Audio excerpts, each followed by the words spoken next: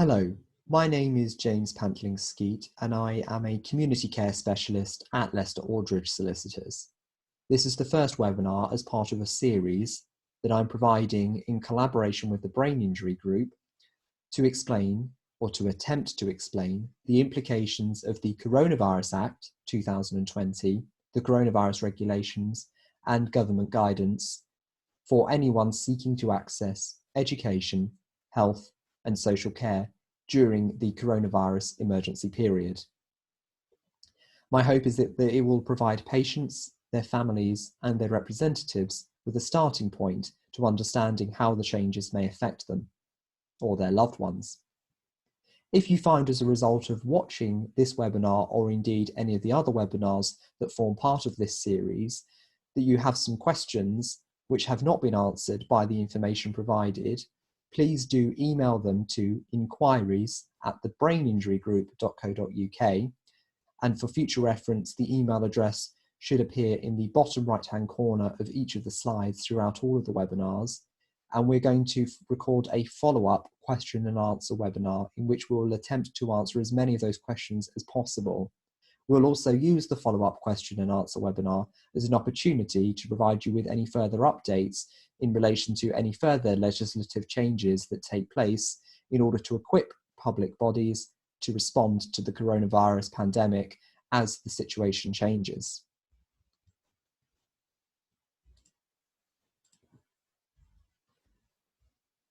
So to begin with, it's probably best that I provide a quick overview of what the Coronavirus Act 2020 does and those areas in which it makes some significant changes. The first one is in relation to the hospital discharge process, and the headline point to note there, or headline points I should say, are that we now have a move towards a simplified discharge to assess process whereby patients are to be discharged the same day that they are deemed medically fit and safe for discharge, and that any care and support that is required in order to facilitate that discharge the same day as they are deemed fit for discharge is to be provided on a non-means tested basis, i.e. free at no cost by the NHS during the emergency period, albeit there are some important caveats that you need to be aware of. The second major change as a result of the new legislation relates to adults seeking to access NHS continuing healthcare and NHS funded care. And the headline point to note there is that the duty placed on NHS bodies and clinical commissioning groups to assess an individual's eligibility for NHS continuing healthcare and to have regard to the National Framework for NHS Continuing Healthcare, which is the document that sets out a system of national principles for assessing and managing the NHS Continuing Healthcare process, has been suspended during the emergency period. This means that NHS bodies do not have to complete an eligibility assessment during the emergency period. The third area in which the new legislation is inevitably going to have a huge impact relates to social care and a local authority social care department's obligations to meet an individual's assessed social care needs under the Care Act 2014.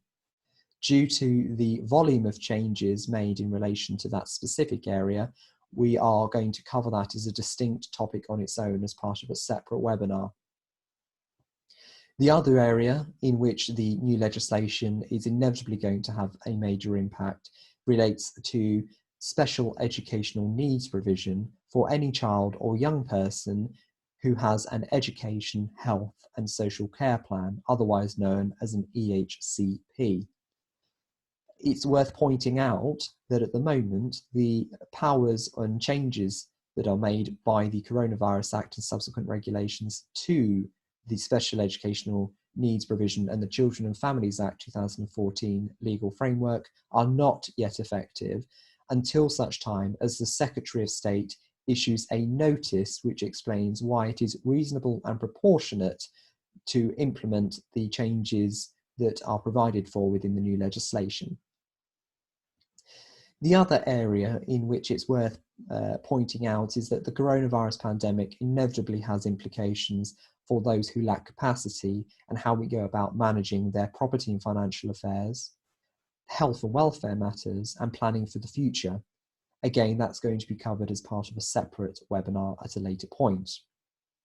And the final area, which has come to my attention only in the last 48 hours, relates to the changes to children's social care provision, which were not provided for within the Coronavirus Act 2020 or the subsequent regulations. However, there has very recently been government guidance explaining to local authorities how they are to manage their obligations to provide children and families with social care support during the coronavirus emergency period.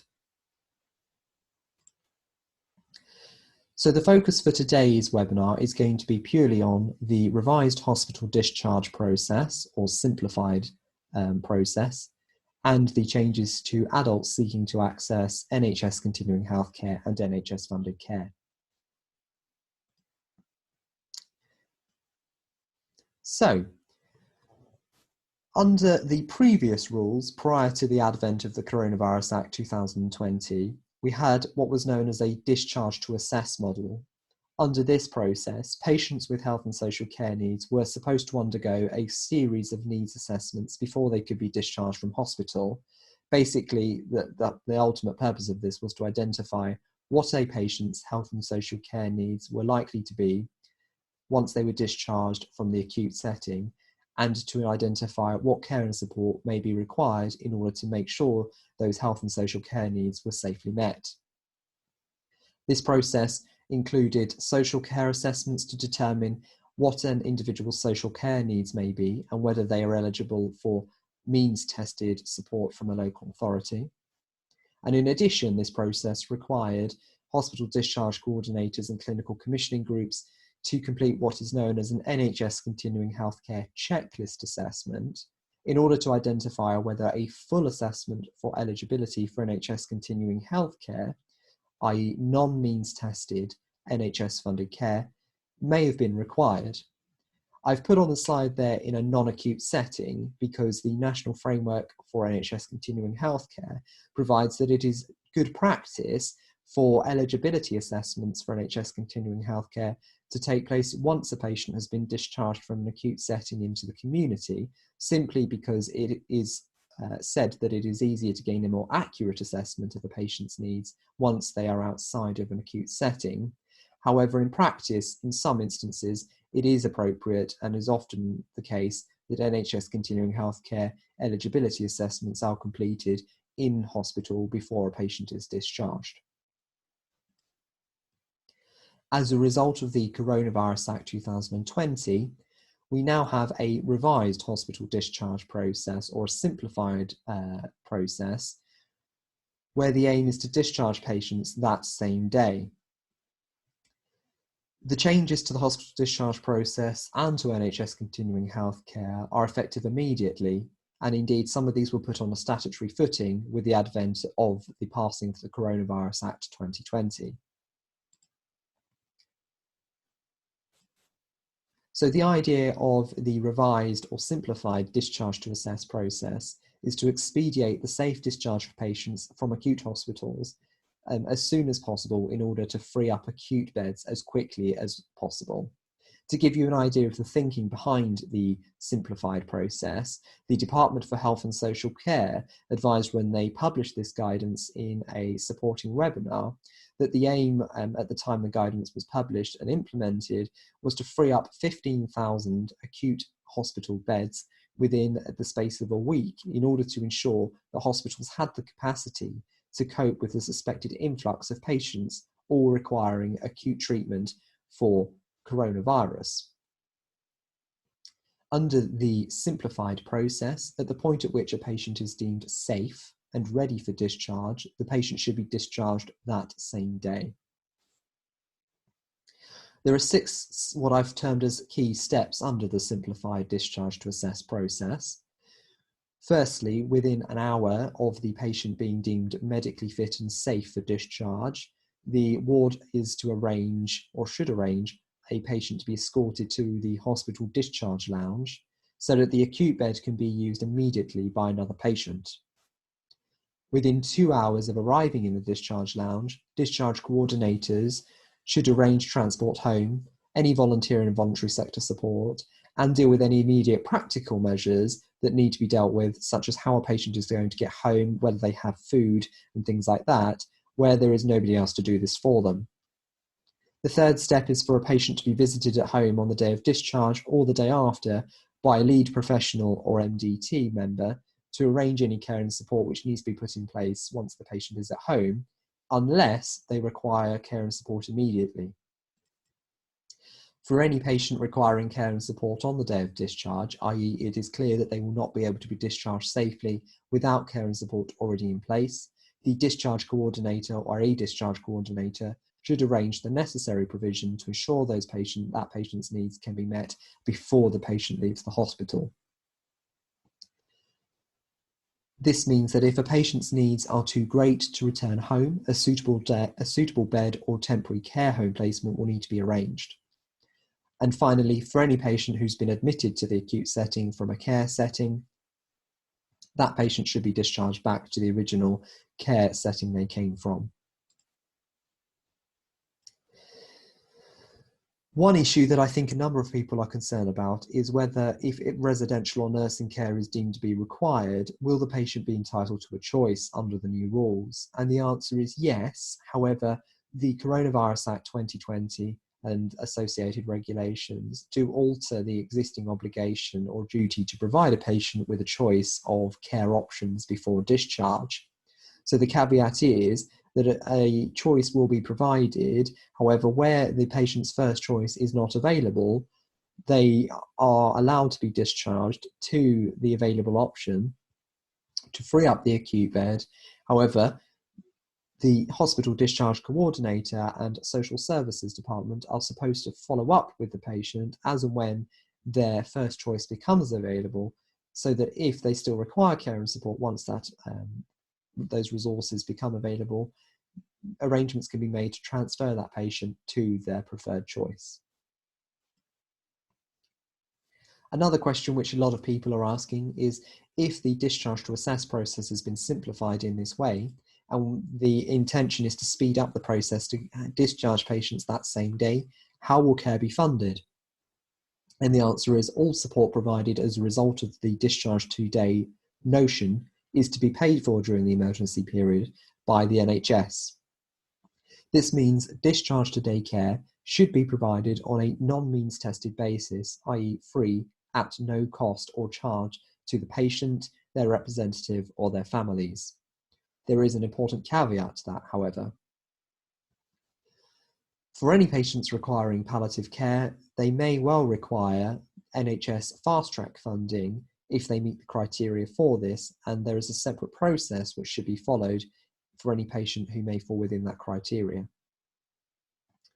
The important caveat to the free discharge to day care is that the Coronavirus Act 2020 and the regulations and subsequent guidance provide for a power to retrospectively assess and charge for any social care that was provided during the coronavirus emergency period. This means that whilst that care may be free initially at the point at which the care and support is put in place, if a patient is retrospectively assessed, as and when resources allow, and that retrospective assessment determines that the patient would not have ordinarily been eligible for a fully funded package of NHS continuing healthcare, and that the patient had social care needs at the time the care was provided, if they do not satisfy the necessary means test to receive free support from a local authority, or support where they have to contribute to the cost of it, and a financial assessment determines they are a self-funder, they may be subject to retrospective charges being raised by the responsible local authority social services department. My advice, therefore, is that when you are considering packages of care and support at the point of hospital discharge, you need to approach this situation on the basis of ordinary principles, i.e. think about whether, outside or of the coronavirus emergency period and the pandemic, whether you would ordinarily be considered to be a self-funder under the means testing rules, and if so, be prepared for that to be the case, because it seems highly likely that whilst we don't have any guidance about how retrospective charging is going to apply yet, once resources allow, local authorities and NHS bodies are going to complete retrospective needs assessments in order to claw back some of the money spent on care during this period. The other point to make is that it is not clear from the guidance that's currently available who is going to be expected to sign any contracts for care during the emergency period for care provided as part of the discharge today notion. And so just be mindful of checking any care and support contracts carefully before you sign them to identify whether it means that your loved one or you as an attorney or deputy therefore become liable under that contract for any charges raised during the emergency period if, until such time as a retrospective assessment has been completed, that care should actually be funded by the NHS.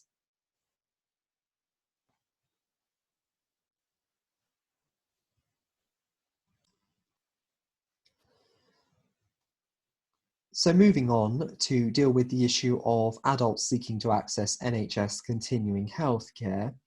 For anyone who isn't aware, NHS continuing healthcare is a non-means tested package of care and support which is arranged and implemented by the NHS, where an adult is assessed and identified to present with something known as a primary health need through an established eligibility assessment process. Under the Coronavirus Act 2020, there are a series of temporary arrangements that will be implemented during the coronavirus emergency period that are going to simplify the NHS continuing healthcare process. The requirement to complete eligibility assessments to determine if an individual is eligible for NHS continuing healthcare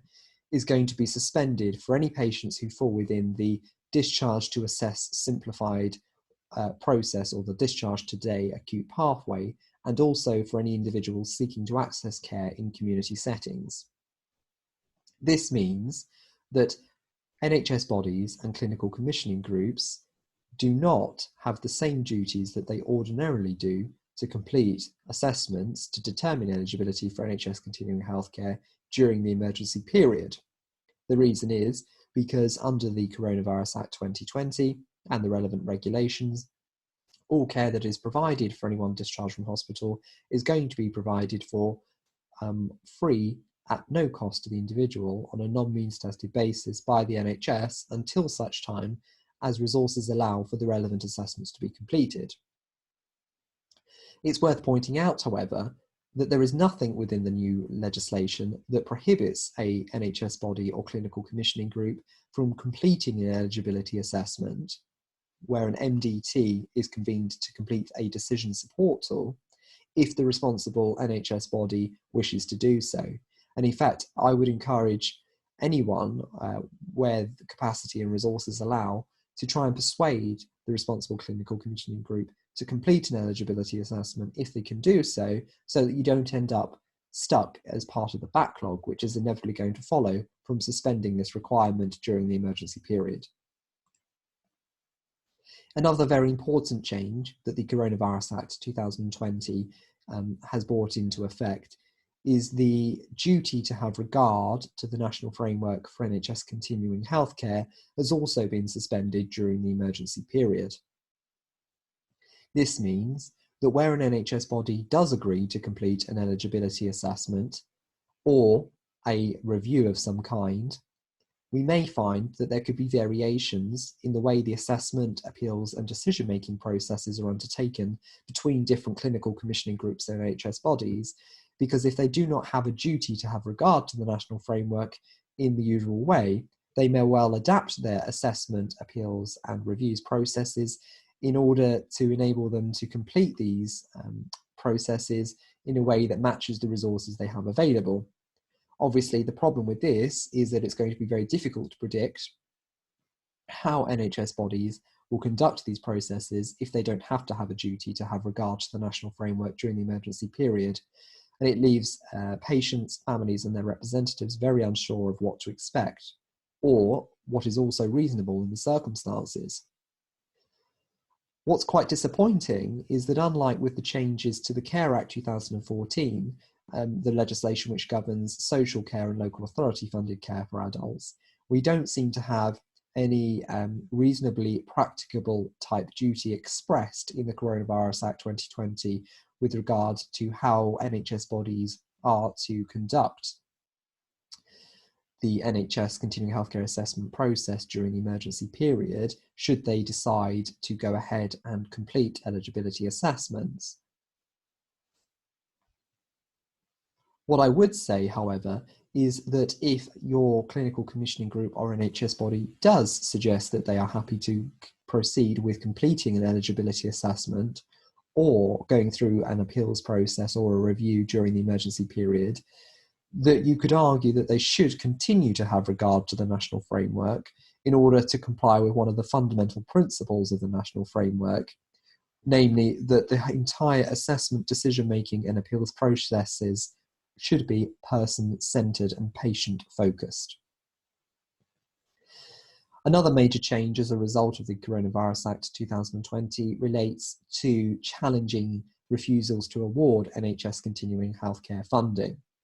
Whilst you can still proceed to lodge an appeal by way of a request for a local resolution review, or if you cannot resolve your concerns through that process by escalating the matter to NHS England to request an independent review panel be convened, the timescales in which clinical commissioning groups and NHS England are expected to complete the appeals processes are relaxed. Again, the purpose behind this is to enable NHS bodies to prioritise the use of their resources in order to make sure they can deal with the pressure on acute hospitals during this period. This again, though, however, doesn't prevent you from lodging an appeals request. All you're going to need to do is accept that the appeals process is likely to take longer than you would ordinarily expect it to take. And my advice actually is that if you have already been assessed or your family member has, and that assessment has determined that your loved one or a patient is not eligible for NHS continuing healthcare, you should make sure that you proceed to challenge the decision if there is merit in doing so as soon as you can, to make sure that you do not lose your right to appeal the decision. The general rule is that any eligibility decision has to be challenged within 6 months from the date of the CCG's decision letter. And if you fail to do so, then you may be out of time to challenge that original decision, meaning that you would have to start the entire assessment process again. There is an important caveat, though, to that, however, in that not many are aware that some NHS bodies or clinical commissioning groups impose additional requirements on top of the 6-month general rule. And so you do need to carefully check your decision letter to make sure whether there are any other additional requirements that your responsible CCG requires you to comply with in order to appeal. For example, I am aware that a number of CCGs ask for a notice of appeal to be lodged within 30 days of receiving a decision letter. Otherwise, they suggest that they would not entertain an appeal. So it is evidently important that you do all you can to comply with those requirements so that you don't prejudice your ability to challenge refusals to award funding where the evidence suggests an individual meets the criteria. Another major change relates to the completion of annual reviews. And as a result of the Coronavirus Act 2020, the regulations and relevant guidance, NHS bodies are advised to take what they are terming as a proportionate view to the need to undertake 3-month initial case reviews where NHS continuing healthcare funding has been awarded for the first time, and the annual reviews, which are supposed to take place every 12 months in order to ensure an NHS package of care is meeting a person's needs. It seems highly likely, given the pressure on these bodies, that reviews of existing packages will be delayed during the emergency period. So will suspending NHS continuing healthcare assessments during the emergency period create a backlog? And the answer is yes. The estimates that have come through from the Department of Health and Social Care suggest that by suspending the requirement, or duty rather, to complete an eligibility assessment during the emergency period, it's likely to create a backlog of in excess of 5,000 assessments per month. And in addition, the relaxation on the timeframes for responding to appeals challenging refusals to award NHS continuing healthcare funding is also likely to create the same number of backlogged cases per month. It remains to be seen whether this estimate is a bit conservative, and in fact the backlog may well be more than this. A few points that are worth making before I conclude this webinar is that whilst the Coronavirus Act 2020, the associated regulations and guidance do obviously make some quite significant changes to the hospital discharge process and also to accessing NHS continuing healthcare, there is nothing stopping an NHS body under these rules from proceeding to complete an eligibility assessment or an annual review or process an appeal of a decision if the resources allow under these temporary rules. And so my suggestion is that when dealing with NHS bodies and clinical commissioning groups, it would be best to try and work with them to identify alternative ways of convening eligibility assessments, annual reviews and appeals where possible, to try and negate the potentially rather large backlog which is likely to result from this temporary suspension and changes. There's nothing stopping all of these things being done through telephone and video conferencing facilities, which will mean that they can still comply with the government's social distancing rules. And I am aware that in the context of special educational needs challenges to the Special Educational Needs Tribunal, and indeed also in the Court of Protection, the Tribunal and the courts have adapted to using telephone and video conferencing to continue as far as is possible with business as usual. So where possible, I would encourage NHS bodies to take a pragmatic approach, and if resources allow, to continue dealing with these assessments and appeals using technology. These rules mean that for anyone requiring an eligibility assessment for NHS continuing healthcare outside of an acute hospital setting, you should continue to request the assessments in accordance with the usual process, but I would add caution that you need to bear in mind that there is likely to be a delay in completing the needs assessment. It's probably going to be very difficult for a multidisciplinary team meeting to be convened in the usual way, which requires a combination of health and social care professionals to attend, in order to ensure that the multidisciplinary team meeting is properly constituted before a decision support tool is completed. Nevertheless, the relaxation on the duty to have regard to the national framework does mean that the national framework's requirements about what a properly constituted multidisciplinary team meeting looks like are relaxed, and so MDTs may well take place in a way that differs from the norm or from good practice. The other thing to bear in mind is that the assessment, decision-making and appeals processes or reviews processes that you are ordinarily likely to experience are likely to differ because of